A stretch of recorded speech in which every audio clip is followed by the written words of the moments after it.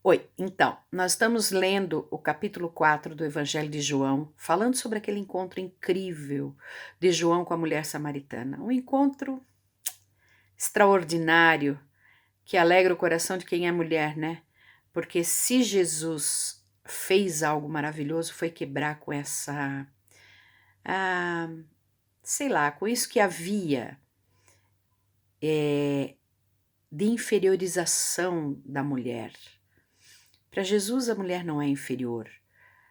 A mulher é um ser humano que necessita dele tanto quanto o homem, que pode ser respeitado, amado, né?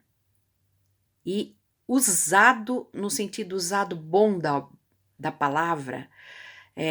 Jesus pode se manifestar através de uma mulher também e de forma que ela produza para o reino de Deus, como ele se manifestou através da vida dessa samaritana. E é interessante porque a samaritana diz assim: Senhor, se tu tens essa água, né, que jorra para a eternidade, uma água que eu nunca mais vou precisar vir a esse poço beber, como é que tu vais tirar? Como é que tu vais tirar essa água? Da onde tu vais tirar essa água? Tu não tens utensílio, tu não tens equipamento, vamos dizer assim. Da onde vem essa água? E é interessante porque se nós analisarmos, a própria samaritana se torna o equipamento, ou não? É a samaritana que se torna o equipamento da onde vai gerar a água da vida para toda uma cidade. Uau! Jesus descedenta a cidade através da samaritana, porque ela que testifica e que testemunha para aquelas pessoas de quem antes ela corria de vergonha. Impressionante isso, é profundo e é lindo esse texto demais. A mulher se encontrou ali com Jesus no calor do dia, ao meio-dia, no deserto. Meu Deus! Levou o cântaro de água e quando Jesus conversa com ela, ela entende, ele diz: eu sou o Messias, eu que estou falando contigo. Percebam o seguinte, Jesus, para puxar a mulher para perto dele, para que ela entenda, ele diz quem ela é. Ele diz quem ela é. Primeiro ele diz assim, vai buscar o teu marido. Interessante, Jesus, ele tem uma didática tão impressionante. E a mulher diz assim, eu não tenho marido. Aí Jesus diz, tá certo, tu não tens marido, né? Porque tu tivesse 5 e esse que tu tens agora não é teu marido. Aí ela diz, opa, esse homem leu a minha vida. Então ele não é qualquer um, ele é um profeta. Eu tenho que compreender. E o que ela diz agora, depois dele revelar quem ela era, vamos pensar, a gente está diante do Messias, né? Diante de Deus. No contexto da época, nada podia se assemelhar a isso. Nada, nada, nada. Era a coisa mais maravilhosa, a revelação mais incrível que qualquer ser que vivia ali, naquele contexto cultural, naquela época, podia ter. A revelação do Messias. E quando ele revela quem ele é para ela, qual é a reação dessa mulher? Eu fico tão encantada com isso, porque eu penso assim, que criatura fenomenal que era essa samaritana, com tanta coisa para perguntar para Jesus.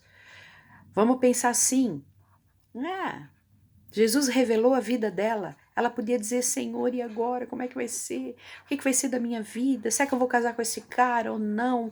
Senhor, e a minha vida aqui, olha, o Senhor vê, eu vim ao meio-dia aqui tirar água. Será que essas pessoas da cidade vão me respeitar? Será que eu vou mudar de vida? O que será que vai acontecer comigo? Nada disso.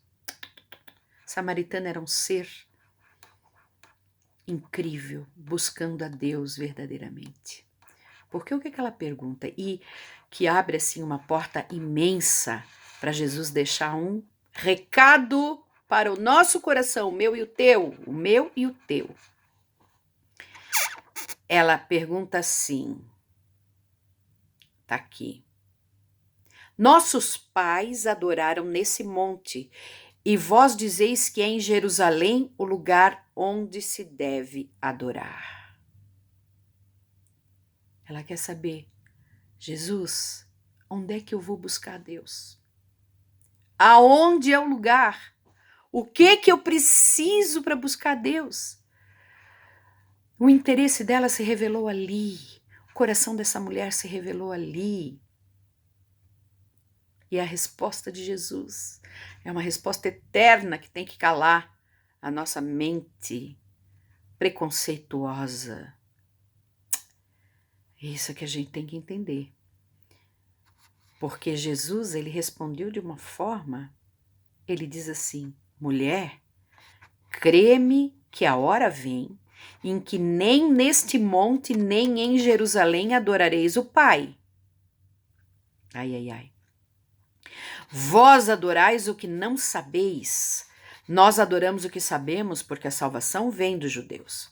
Mas a hora vem, e agora é, em que os verdadeiros adoradores adorarão o Pai em espírito e em verdade, porque o Pai procura a tais que assim o adorem. Deus é espírito, e importa que os que o adorem em espírito e em verdade. Aí a mulher diz, eu sei que o Messias, que se chama o Cristo, vem. Quando ele vier, nos anunciará tudo. E aí Jesus responde, eu o sou, eu que falo contigo. Meu Deus! O Messias marcou um encontro com uma mulher samaritana no calor do meio-dia, longe de todas as pessoas que pudessem interferir tanto com ela quanto com ele, para dizer a verdade para essa mulher, de que não faria mal nenhum, não importa se ela é uma samaritana, não importa o raio que o parta, não importa, importa que ela ame ao Senhor, que ela esteja buscando a Ele verdadeiramente, porque Ele não se nega a ninguém. Não interessa se é no Monte Gerizim ou se é em Jerusalém, porque na realidade nem lá se adora a Deus. Muito do que se pratica na religião não é adoração a Deus. O Senhor procura os adoradores que o adorem em espírito e em verdade. Em verdade. Nós muitas vezes adoramos a Deus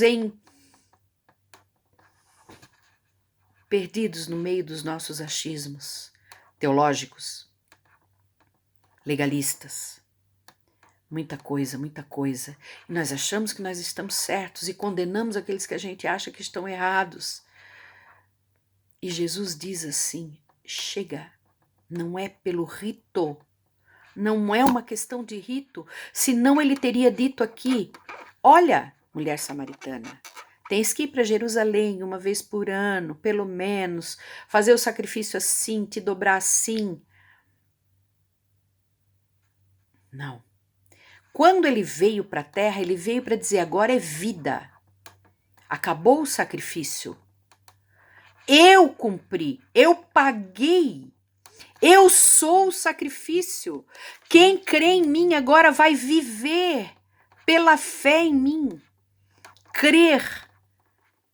E vai aprender de mim.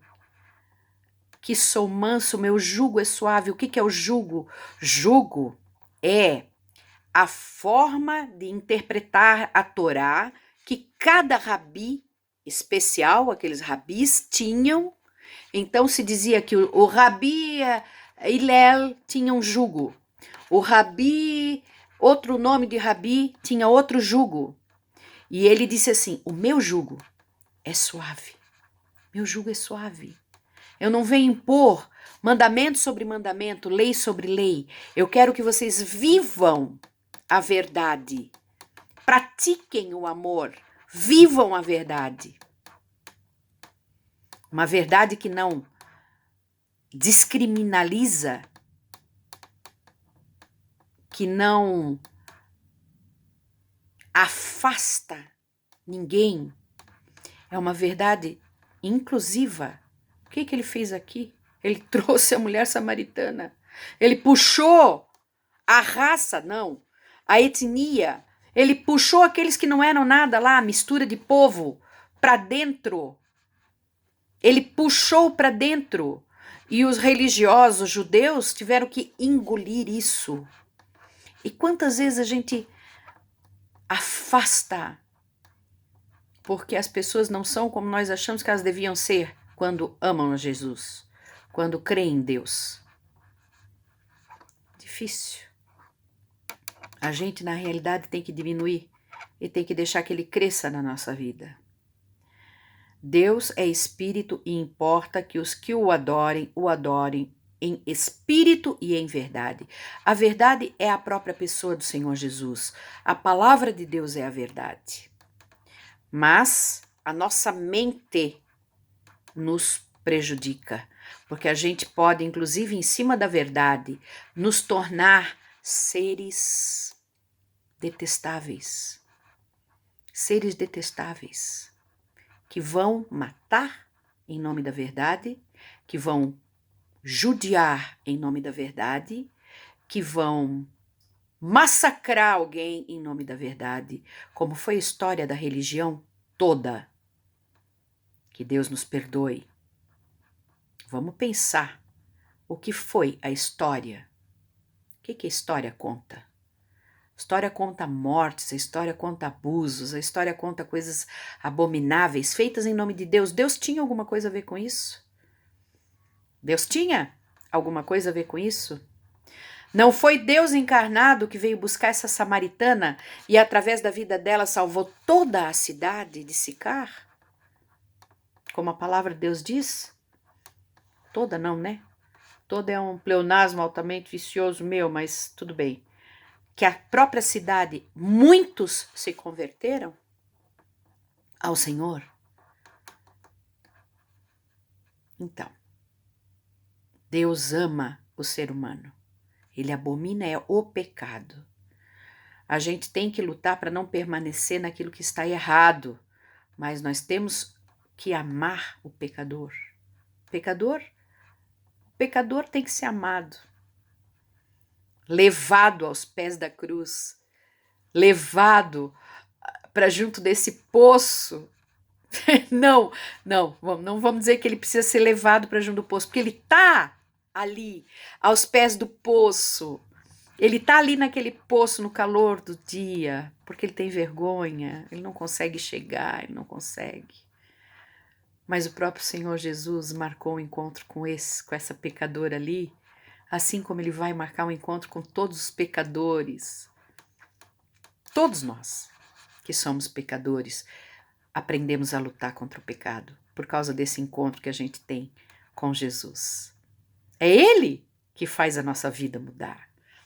É Ele, ninguém mais. Não é um rito, não é uma igreja, não é um culto, não é ninguém. É Ele que nos dá desejo de participar das coisas porque a gente quer estar mais perto dele. E onde ele está, é bom. Onde a palavra dele é pregada, nós temos prazer, não é uma imposição. O que ele vem dizer aqui não é imposição mais, é amor, é prazer, é busca. Quebra o rito, cumpriu-se tudo. Quebra a religiosidade. Agora, tudo, em todos os momentos da nossa vida, nós podemos ter contato com Deus.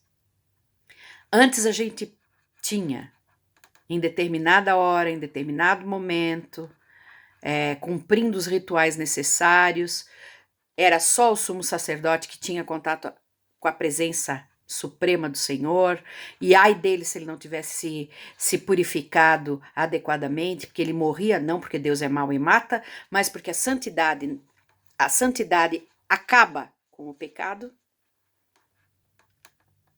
Então, a presença de Deus só destrói o que é impuro. E Jesus, na morte, quando ele morreu na cruz, o véu que separava o lugar santo do santíssimo lugar se rompeu. Deus disse assim, de cima para baixo, ele se rompeu. Chega disso! Agora eu quero contato imediato de primeiríssimo grau, não precisa mais sumo sacerdote, não precisa mais ninguém. É Jesus e o Espírito Santo que ele envia da parte do Pai para todo aquele que nele crer, não perecer e ter a vida eterna todos os dias na terra já. Não precisa de intermediário, não precisa de ninguém.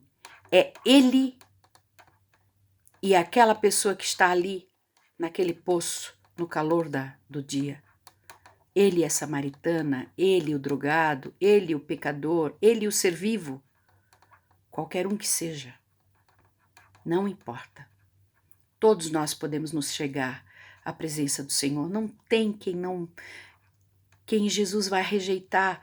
Às vezes as pessoas pensam, mas eu sou muito ruim. Eu sou muito ruim. Não tem desculpa, não tem perdão para mim. Isso é só mais uma forma de orgulho.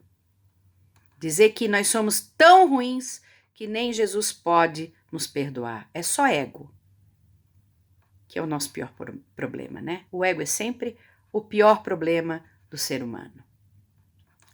Nós temos que entender isso. Nosso inimigo não é o inimigo chamado Satanás, o adversário. Nosso pior inimigo somos nós.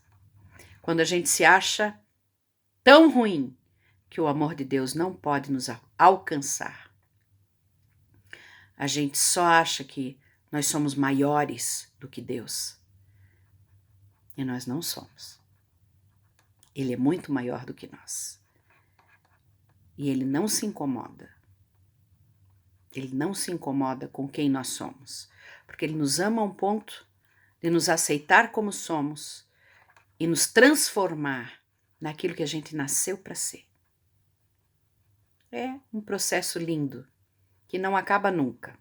Na eternidade, um dia que nossos olhos se fecharem aqui, eu acho que também não vai acabar. Eu acho que nós vamos continuar dizendo, uau, entendi mais. Meu Deus, como é que eu não sabia isso? Senhor, agora eu estou compreendendo isso. Processo que não termina nunca. A maior escola de autoconhecimento é caminhar com o Espírito Santo na terra, com Jesus na terra. Não tem nada semelhante a isso. Fiquem com Deus. Até um próprio vídeo, se Deus quiser. Até!